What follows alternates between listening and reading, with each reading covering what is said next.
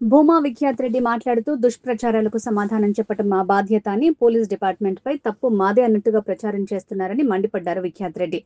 SV Jaganmohan Reddy చేసిన వ్యాఖ్యలను ఖండిస్తూ భూమా విఖ్యాత్ రెడ్డి మాట్లాడుతూ విజయ డైరీలో నువ్వు చేసిన అక్రమాలు వెలికి తీస్తానని గట్టి సవాల్ విసిరారు భూమా విఖ్యాత్ రెడ్డి. ఇకనైనా అబద్ధాలు చెప్పడం మానుకోవాలని, మా అక్కపై చేసిన ఆరోపణలు నిరూపిస్తే మా అక్క ఎమ్మెల్యే భూమా అఖిలప్రియ రాజీనామా చేయడానికి సిద్ధం. నీవు చేసిన అక్రమాలు మేము నిరూపిస్తే నీ ఆస్తులు రాసేస్తానన్నావు, కానీ నీ ఆస్తులు మాకు అవసరం లేదు. విజయ డైరీలో నీ వల్ల నష్టపోయిన వారికి రాసివ్వు అని సలహా ఇచ్చారు భూమా విఖ్యాత్ రెడ్డి. విజయ డైరీ చైర్మన్ అయినా కాకపోయినా నా కార్యకర్తలకు భూమా కుటుంబం ఎల్లప్పుడూ అండగా ఉంటుందని స్పష్టం చేశారు. ఆఫీసర్ని కిడ్నాప్ చేస్తాము అని చెప్పి మొన్న స్టేషన్ దగ్గరికి వెళ్ళి ఏదో హడావిడి చేస్తున్నారు. నాకు ఈ వార్త తెలియగానే నేను మా వాళ్ళకి ఫోన్ చేసిన, ఏమైందిరా ఏదో కిడ్నాప్ చేస్తాను అంటున్నారు, ఏమైందని చెప్తే నాకు కొన్ని వీడియోలు పంపిస్తున్నాడు. ఈ గంగుల్ బిజేందర్ రెడ్డికి నేను ఆ వీడియోలు పంపిస్తా. ఆ వీడియోలు ఏమున్నాయంటే ఎలక్షన్ ఆఫీసర్లు ఎవరైతే ఎలక్షన్ ఆఫీసర్స్ అంటే not appointed by the government, Vijay Dairy employees ని ఎలక్షన్ ఆఫీసర్స్ గా వీళ్ళు వేసుకున్నారు. అది కూడా రూల్స్ కి వ్యతిరేకంగా. బట్ హౌఎవర్ ఈ ఎలక్షన్ ఆఫీసర్లు మంద అవుతూ ఎలక్షన్లు పోకుండా మంద అవుతూ బిర్యానీ తింటున్న ఫోటోలు వీడియోలు నేను మీకు చూపిస్తాను. ఇదే ఎలక్షన్ ఆఫీసర్లు అన్న ఎస్వి జగన్ మమ్మల్ని బాగా ఇబ్బంది పెట్టినాడు, మేము పని చేయలేము, దయచేసి మమ్మల్ని వచ్చి మాకు మీరే దిక్కు, మీరే మమ్మల్ని తీసుకొని వెళ్ళండి, మమ్మల్ని ఎక్కించుకొని కొంచెము అన్న దగ్గర తీసుకోకండి, మేము మాట్లాడాలనుకుంటున్నాం, మేమైతే ఎలక్షన్స్కి పోలేమన్న ఆడియో రికార్డింగ్లు కూడా నేను ఈ గంగుల్ నానికి చూపిస్తా. సరే, నాకు నువ్వు వేసుకున్న మాల మీద సాంప్రదాయం మీద చాలా గౌరవం ఉంది, అందుకే ఇప్పుడు నేనేమి ఇది చేయను. కానీ నువ్వు మాల తీసిన తర్వాత ఖచ్చితంగా నేను ప్రెస్ మీట్ పెట్టి నీకు ఆ వీడియోలో ఆడియోలు చూపిస్తా. నువ్వు బయటకు వచ్చి ఈరోజు ఈ ఆరోపణ చేసినందుకు బయటకు వచ్చి నువ్వు క్షమాపణ చెప్పాలని చెప్పి నేను ఈరోజు డిమాండ్ చేస్తాను. నువ్వు మాల వేసుకున్నావు, నేను దాన్ని గౌరవిస్తా. మాల తీసిన తర్వాత నేను ఈ వీడియోలు చూపించిన తర్వాత నువ్వు బయటకు వచ్చి ఈరోజు నువ్వు చేసిన ఆరోపణకి నువ్వు క్షమాపణ చెప్పాలా.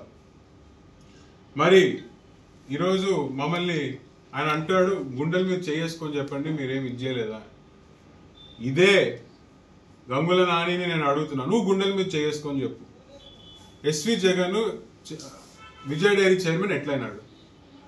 ఆళ్లగడ్డ మున్సిపల్ చైర్మన్ గా అవ్వాలని చెప్పి ఇక్కడ కౌన్సిలర్ కి నామినేషన్ వేసిన SV Jaganmohan Reddy Vijay dairy chairman ఎట్లయినాడు?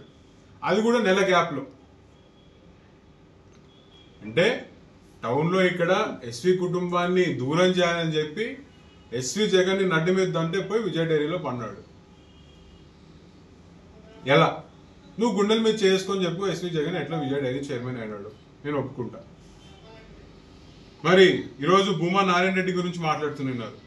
Bhuma Narayana Reddy గారి గురించి మాట్లాడే నైతిక హక్కు కూడా ఈ యొక్క గంగుల నానికి లేదు. కారణం మీరు చూసుకుంటే వీళ్ళే చెప్తున్నారు, గత 26 సంవత్సరాలుగా విజయ్ డైరీ యొక్క చైర్మన్ భూమా నారాయణ రెడ్డి గారు ఉండినారు. మరి నారాయణ రెడ్డి గారి ఆధ్వర్యంలో విజయ్ డైరీ ₹1 అప్పుతో కూడా అప్పు చేయకుండా ఆ రోజు నడిచింది. ఎన్నో డైరీలు చుట్టుపక్కల ఈ రాష్ట్రంలోని ఎన్నో డైరీలు మూతపడుతున్నప్పుడు నంద్యాలకు సంబంధించిన కర్నూలు ఒక మిల్క్ డైరీ విజయ్ డైరీ ఒకటే ఆ రోజు నుంచి ఈ రోజు వరకు లాస్ లో నడవకుండా ఈరోజు ముందరకు నడుస్తుంది. దానికి కారణం భూమా నారాయణ రెడ్డి గారు. వారు నడుస్తున్న అప్పుడు భూమా నాగిరెడ్డి గారు నాయకత్వంలో నడుస్తున్న భూమా నారాయణ రెడ్డి గారు ఇద్దరు కూడా విజయ్ డైరీని డెవలప్ చేయాలనుకున్నారు కాబట్టి ఈ రోజు విజయ్ డైరీ ఈ పరిస్థితిలో ఉంది. మీలాగా పదవులు అంటే తరతరాలు తిని కూర్చుందాము, ఇంకా మాకు పదవులతో బాధ్యత కాదు, మాకు తినడమే ఇది అనుకుంటే ఆ రోజు విజయ్ డైరీ కూడా ఇన్ని రోజు వరకు ఉండేది కాదు. కానీ భూమా కుటుంబానికి ఒక పదవి వచ్చిందంటే అదొక బాధ్యత. ఆ బాధ్యత నిలబెట్టుకోవడానికి ఎంత దూరమైనా పోతారు. అది మీరు స్పష్టంగా ఈరోజు గంగుల నానికి నేను తెలియజేస్తున్నాను. మరి మహానుభావుడు ఇంకో ఆయన ఈ ఎస్వి జగన్ మాట్లాడతాడు. ఈయనకి ఏం చెప్పాలో కూడా తెలియదు. ఈరోజు నాకు మా అక్కకి ఈరోజు ఒక ఛాలెంజ్ వదిలినాడు. ఆయన మీద చేసిన ఆరోపణలు మేము నిరూపిస్తే ఆయన ఆస్తి మాకు రాసిస్తా, క్షమాపణ చెప్తా అన్నాడు. సరే, ఎంత కాదనుకున్నా నాకు మామ అవుతాం కాబట్టి నీకు సలహా ఇస్తున్నా. ఇట్లనే మా పైన చాలా మంది ఇంతకు ముందు ఛాలెంజ్ చేసినారు.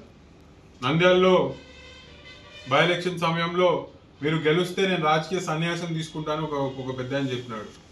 ఇప్పటికి కూడా ఆయన రాజకీయ సన్యాసంలోనే ఉన్నాడు, ఇంకా బయటికి రాల. ఒకసారి మాతో ఛాలెంజ్ చేసేటప్పుడు ఆలోచించుకొని ఛాలెంజ్. ఎందుకు అంటే మేము ఒక మాట మాట్లాడినామంటే దాని వెనకిల ఆరోపణలు, దాని వెనకిల ప్రూఫ్స్ లేకుండా మేము ఏ రోజు మాట్లాడడం, దాని వెనక నిజం లేకపోతే మా నోటి నుంచి బయటికి రాదు. కానీ ఈరోజు మేము ఛాలెంజ్ చేసావు నువ్వు, నేను యాక్సెప్ట్ చేస్తున్నాను నీ challenge. I'm accepting your challenge. నీ పైన చేస్తున్న ఈరోజు మీ బోర్డులో మీ బోర్డు డైరెక్టర్ చేస్తున్న అవినీతులు కానీ, నువ్వు చేస్తున్న అవినీతులు కానీ ప్రతిదీ బయటికి తీస్తా. మీరు ఏమేమి తప్పులు చేస్తారో బయటికి తీస్తా. గవర్నమెంట్ ఆస్తులు ఎలా కొట్టేస్తారో బయటికి తీస్తా, నిరూపిస్తా. నువ్వు చైర్మన్గా రాజీనామా చేయడమే కాకుండా నీ వల్ల ఇబ్బంది పడిన సొసైటీ డైరెక్టర్లు కానీ, ప్రెసిడెంట్లు కానీ, డైరీ ఎంప్లాయీస్ కానీ క్షమాపణ చెప్పాలా. క్షమాపణ ఒకటి. ఇంకోటి, ఆస్తులు ఆశిస్తా అన్నావు. నీ సగం అన్ని గవర్నమెంట్ ఆస్తులే ఉంటాయి దాంట్లో. నాకు నీ ఆస్తులతో పనుల. నీ ఆస్తి ఏవైతే ఉందో నువ్వు నిష్కారణంగా సస్పెండ్ చేసిన ప్రెసిడెంట్లకు రాసి, నిష్కారణంగా సస్పెండ్ చేసిన డైరెక్టర్లకి రాసి, నీ వల్ల ఎన్నో రకాలుగా ఇబ్బందులు పడుతున్న విజయ డైరీ ఎంప్లాయీస్కి నీ ఆస్తి రాసి, నీ ఛాలెంజ్ నేను ఈరోజు యాక్సెప్ట్ చేస్తున్నాను. భూమా అఖిలప్రియ గారు మా అక్క రాజీనామా చేయడానికి సిద్ధం. ఎందుకంటే పదవుల మీద మాకు ఏ రోజు మోజు లేదు. పదవి అంటే మాకు బాధ్యత, ఆ బాధ్యత నిర్వర్తించాలనే ఉంది. కానీ నీలాంటి అబద్ధాలు కోరిని ఈరోజు నేను కాల్ చేస్తున్నా. బయటికి రాని ఛాలెంజ్ నేను యాక్సెప్ట్ చేస్తున్నా.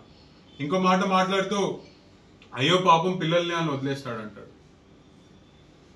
నేను స్పష్టంగా చెప్పదలుచుకున్నా, అయ్యో పాపం అని మా నాన్న చనిపోయినప్పటి నుంచి ఈ రోజు వరకు ఎవరు అనుకోలే.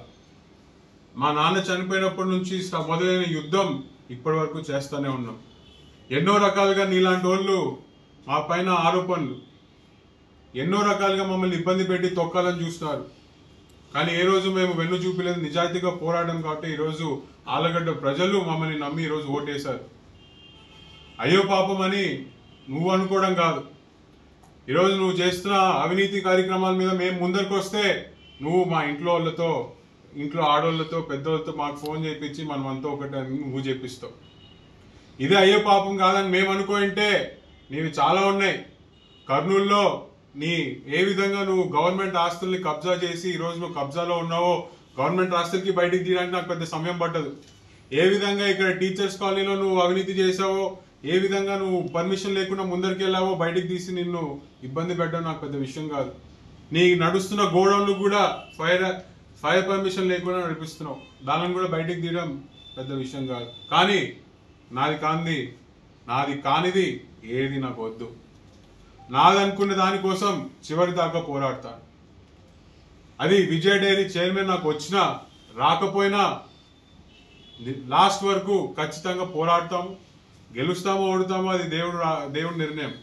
కానీ నువ్వు చేసిన తప్పులు కానీ మేము కరెక్ట్ అనుకున్న దానికోసం చివరి వరకు పోరాడతాము. విజయ డైరీ మీద నువ్వు చేసిన అవినీతి అంతా బయటికి తీసి చివరి వరకు దాని మీద పోరాటం అనేది సాగిస్తామని చెప్పి కూడా నేను ఈ సందర్భంగా తెలియజేసుకుంటున్నాను. ఈరోజు ఆలగడ్డ జనాలకి విముక్తి కలిగేంటి ఈరోజు నువ్వు రాజీనామా చేస్తా అంటావు. సిగ్గుందా నీకు? ఏ మూలనైనా సిగ్గుందా నీకు? ఆలగడ్డ జనాలు నిన్ను నమ్మడం ఆపేసి 5 సంవత్సరాలు అవుతుంది, ఇప్పటికీ కూడా నువ్వు గ్రహించట్లేదు. నీ సొంత వార్డులో నువ్వు మెజారిటీ తెప్పించుకోలేకపోయినావు. ఆ రోజు చాలా మంది టౌన్ లో ఉన్న నాయకుల్ని గత ప్రభుత్వంలో నేను మున్సిపల్ చైర్మన్ గా నిల్చుంటున్నానని చెప్పి మా దగ్గర ఉన్న ఎంతో మంది క్యాడర్ని తీసుకోపోయినావు. కానీ ఏం చేసినావు?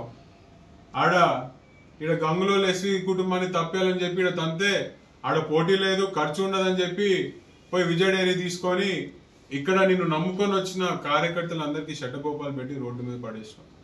అటు గంగులోల దగ్గరికి పోలేక, అటు తిరిగి రాలేక ఎంతమంది కార్యకర్తలు ఇబ్బంది పడినారో ఈరోజు ఆలగడ్డ టౌన్లో ప్రతి ఒక్కరికి తెలుసు. ఈరోజు నువ్వు నీతులు మాట్లాడుతుంటే నిజంగా నవ్వుతున్నారు. నీ మాటలు కూడా ఆలగడ్డ జనాలు ఎవరు నమ్మే పరిస్థితిలో లేరు అని నువ్వు ఇప్పటి కూడా గ్రహించాలని చెప్పి నేను కోరుకుంటున్నాను. చివరిగా నన్ను అమూల్ బేబీ అని చెప్పి మాట్లాడినావు. సరే, చంద్రబాబు నాయుడు గారు, లోకేష్ అన్న నన్ను సిస్టమ్కి అనుకూలంగా పద్ధతి ప్రకారంగా రూల్స్ పాటిస్తూ న్యాయ పోరాటం చేద్దామనే చెప్తే దాన్ని పాటించే నేను నీకు అమూల్ బేబీలకు కనిపిస్తున్నా.